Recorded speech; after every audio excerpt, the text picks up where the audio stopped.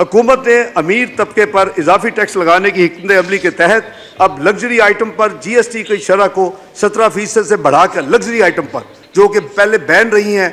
کچھ مہینے پہلے اس پر 25% کی بلند سطح پر لے جانے کا فیصلہ کیا ہے۔ اسی طرح جو ایئر ٹریول ہے وہ فرسٹ کلاس اور بزنس کلاس میں جو کہ فیڈرل ایکسائز ڈیوٹی ہے وہ 20% آف دی ایئر ٹکٹ یا 50,000 روپے جو بھی زیادہ ہو whichever is higher 20% of the air fare اور جو ٹوٹل ہے ود ٹیکسیز ایٹسٹرا اور 50,000 وچ ایور از ہائر۔ دوسری شادی بیاہ کی پرتعیش ویڈنگ ہالز میں منعقدہ تقریبات پر بجا اصراف دیکھنے میں اور میڈیا میں رپورٹ ہوتا رہتا ہے۔ ہم سب کو سادگی اپنانی چاہیے، اس لیے فیصلہ کیا گیا ہے کہ شادی کی تقریبات کے بلوں پر 10% کی شرح سے withholding adjustable advance income tax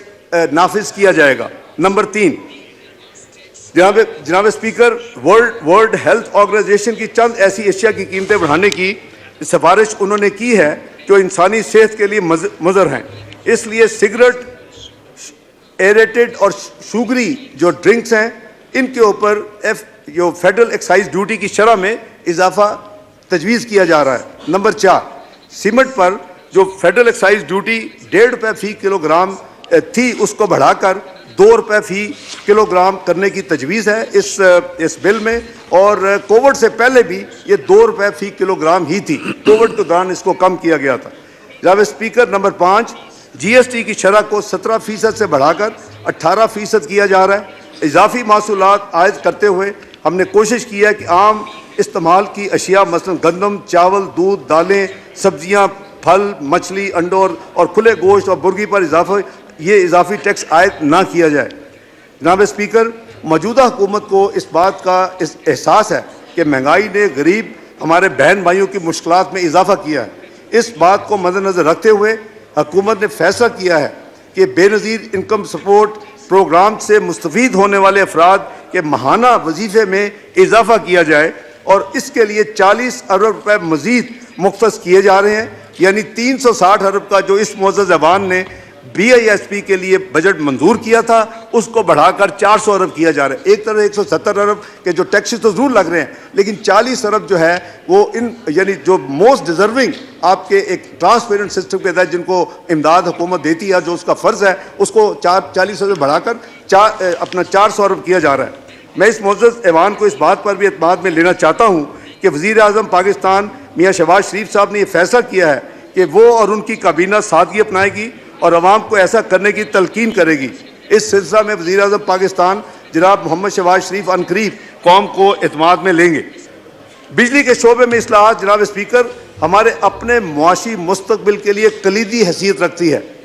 اس دگرگوں صورتحال سے نبٹنے کے لیے لازم ہے کہ ہم چند مشکل فیصلے کریں جو آج ہمیں گرام معلوم ہوتے ہیں مگر بجلی کے شعبے کی اصلاح اور معاشی استحکام کے لیے بالکل ناگزیر ہے۔ جناب اسپیکر، اس تناظر میں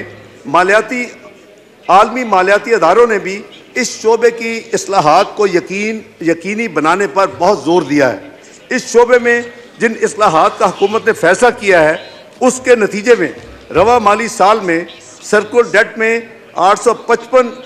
ارب روپے کے تخمینہ جو اس میں ایڈ ہو رہا تھا اس سال اس کو کم کر کے 336 ارب روپے کیا گیا ہے۔ یہ ہمارا نیا ہدف ہے کہ 855 کیونکہ تقریباً 570 ارب بجٹ میں آپ نے اس معزز ایوان نے